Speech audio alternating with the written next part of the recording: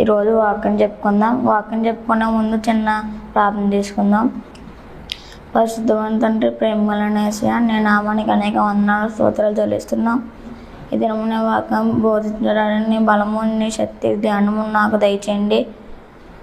ప్రారంభించి ముగ్గురు ఏ లోట్లు లేకుండా మీరే చూడమని చిన్నపిల్లలు నాయించమని వేసినాము అడుగు పెట్టుకుంటున్నాం తండ్రి. ఆమెన్.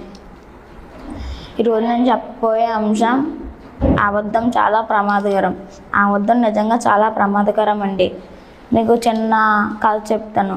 ఒక ఊర్లో అంటండి ముగ్గురు స్నేహితులు ఉండేవారు అంటండి. అయితే ఇప్పుడు ఇంటర్ ఎగ్జామ్స్ జరుగుతున్నాయి కదండి, అలాగే వాళ్ళకు కూడా ఎగ్జామ్స్ వచ్చినాయి. అయితే వాళ్ళ ముగ్గురు ఎగ్జామ్స్కి ఏం ప్రిపేర్ అవ్వలేదంటండి. అయితే వాళ్ళలో ఒకటికి ఒక ఆలోచన వచ్చింది. అదేంటంటే, ఒరే మనకి ఎగ్జామ్ ఏం ప్రిపేర్ అవ్వలేదు, సార్ అడిగితే మనం ఏం చెప్దామంటే మనం ఫంక్షన్కి వెళ్దామని చెప్దాము, వచ్చేటప్పుడు కారు టైర్లు పంచర్ అయిపోయిందని చెప్దాము, అప్పుడు సారు ఎగ్జామ్స్ రాయొద్దంటారు అని చెప్దాము అని అన్నారంటండి. అయితే అలాగే ఆ రోజు అయిపోయింది. మరుసటి రోజు అలాగే స్కూల్కి వెళ్ళారంటండి.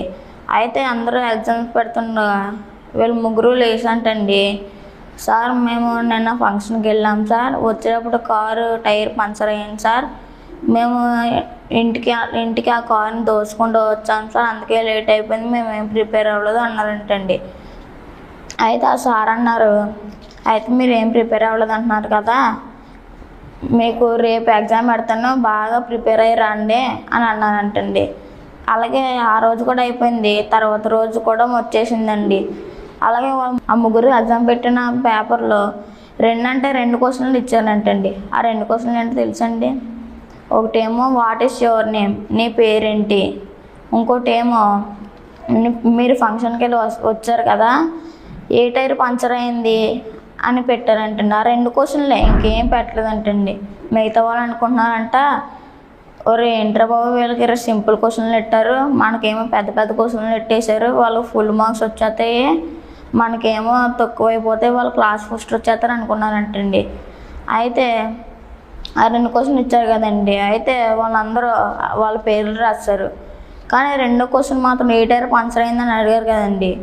అయితే వాళ్ళందరూ ఒకటేమో ముందర టైరు కుడివైపు అన్నాడంటండి, ఇంకోటేమో ముందర ఎడమవైపు అన్నాడంటండి, ఇంకోటేమో వెనకాల కుడివైపు అన్నాడంటండి. అలాగే ఎగ్జామ్ పేపర్ కలెక్షన్ చేసాక వాళ్ళ ముగ్గురిని పిలిచి ఏ టైర్ పంచర్ అయిందిరా అంటే ఒక్కొక్కరు ఒక్కో సమాధానం చెప్పారంటండి. అప్పుడు వాళ్ళు దొరికేశారండి. మరి టైరు పంచర్ అయిందంటే ఏదో ఒక టైరే కదా పంచర్ అవుతుంది, అందరికీ తెలుస్తుంది కదండి. వాళ్ళేమో ఒక్కొక్కరు రాశాడు. చూసారండి ఏమైంది అబద్ధం ఆడటం వల్ల? అప్పుడు ఆ సారు పనిష్మెంట్ ఇచ్చారండి, బయట నుంచోబెట్టారు, కొట్టారు. చూసారండి ఏమైందో? మనం కూడా అబద్ధాలు ఆడకూడదండి. అబద్ధాలు ఆడితే మనం కూడా శిక్ష ఉంటుంది. అలాగే బైబిల్ గ్రంథంలో కయ్యను హేబేలు ఉన్నారండి. హేబేలు అర్పణ దేవుడు తీసుకున్నాడు, కయ్యను అర్పణ దేవుడు తీసుకోలేదండి. ఎందుకంటే హేబేలు మనస్ఫూర్తిగా ఇచ్చాడండి, కయ్యను మనస్ఫూర్తిగా ఇవ్వలేదండి, అందుకే దేవుడు తీసుకోలేదండి. అందుకు కయ్యానికి కోపం వచ్చి వాళ్ళ తమ్ముడిని చంపేసి పాతి పెట్టేశాడంటండి. అప్పుడు వాళ్ళ అమ్మ నాన్నలు ఎవరో చూడలేదు, కానీ దేవుడు చూశాడండి. దేవుడు కయ్యన్ దగ్గరికి వచ్చి, కయ్యనా నీ తమ్ముడేడి అని అడిగితే కయ్యన్ అన్నాడు, నేను ఎరుగను అని అన్నాడండి. అది అబద్ధమే కదండి. అది బైబిల్లో ఉంటుంది చూడండి. ఆదికాండము 4వ అధ్యాయము 9వ వచనం, యెహోవా నీ తమ్ముడైన హేబేలు ఎక్కడున్నాడని కయ్యను అడగగా అతడు, నేను ఎరుగను, నా తమ్ముడికి నేను కావాలి వాడనా అనెను. చూసారండి ఏమన్నాడో? దేవుడికి అబద్ధం చెప్పాడండి కయ్యను.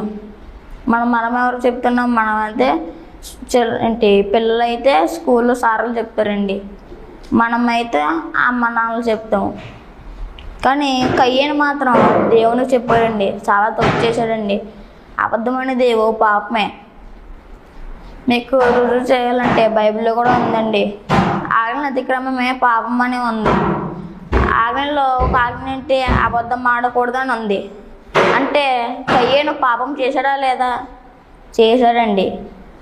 అందుకే కయ్యను పాపం చేశాడు కాబట్టి శాపగ్రస్తుడయ్యాడండి. అది కూడా బైబిల్లో ఉంటుంది చూడండి. ఆదికాండము 4:11 చివరి లైను, నీ తమ్ముని రక్తము నీ చేతిలో నుండి పుచ్చుకొనుటకు నీ నోరు తెరచిన ఈ నేల మీద ఉండకుండా నీవు శపింపబడివాడవు. చూసారండి, కయ్యను శపింపబడ్డాడు అబద్ధం ఆడటం వల్ల. మరి ఇప్పుడు మనం కూడా అబద్ధాలు ఆడుతున్నాం. నోరు తెరితే అబద్ధాలు, నోరు తెరితే బూతులు, అన్నమాటలు, దొంగతనాలు చేయటం, అబద్ధ సాక్ష్యాలు పెరుగుతాం. ఇవన్నీ పాపమే కదండి. ఆజ్ఞ అతిక్రమమే పాపం అని ఉంది బైబిల్లో. మరి మనం అందరం కూడా అబద్ధాలు ఆడుతున్నాం. రోజుకి ఎన్నో అబద్ధాలు ఆడుతున్నాం మనం. కానీ మనల్ని రక్షించడానికి దేవుడు వచ్చాడండి. మనం మారు మనసు పొందాలి. అబద్ధాల నుంచి అసలు అబద్ధాలు ఆడకూడదండి. అబద్ధాలు ఆడటం వల్ల ఏమైంది చూసారా, కయ్యనికి శపింపబడ్డాడు. వాళ్ళు ముగ్గురు కూడా దొరికేశారు. ఎప్పటికప్పుడు అబద్ధం ఆడితే దొరుకుతారండి, దొరికేస్తారు. మనం అబద్ధాలు ఆడకూడదండి. ఈ కాడి నుంచి అబద్ధాలు ఆడితే నరకం వెళ్ళిపోతాం. అది ఒక పాపమే. మీరు అనుకుంటారు అబద్ధం ఒకటే పాపమేమో అనుకుంటారు. కాదండి. మరి పాపం అంటే ఏంటి అని అడిగితే, మన సమాజాన్ని అడిగితే సమాజం అంటుంది దొంగతనాలు చేయడం పాపం అంటుందండి, అబద్ధాలు ఆడటం పాపం అంటుందండి, నరహత్యలు చేయడం పాపం అంటుందండి, లంచాలు తీసుకున్న పాపం అంటుంది. ఈయన పాపాలు ఇంకా పాపాలు లేవా అంటే ఇంకా ఉన్నాయండి. కానీ మనకు ఎలా తెలుస్తాయి అంటే నీతిమంతులు నడితే తెలుస్తాయి.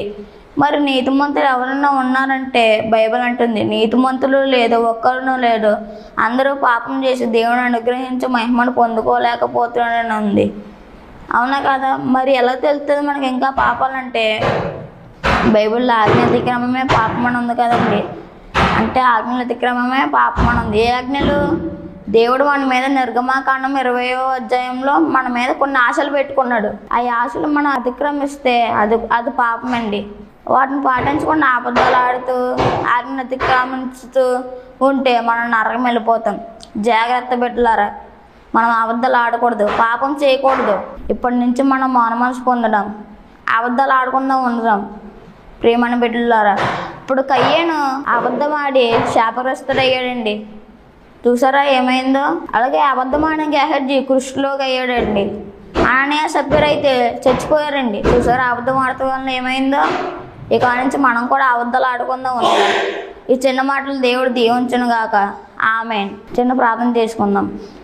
పరిశుద్ధమైన తండ్రి, ప్రేమగల నీ నామానికి అనేక వందనాలు స్తోత్రాలు చెల్లిస్తున్నాం.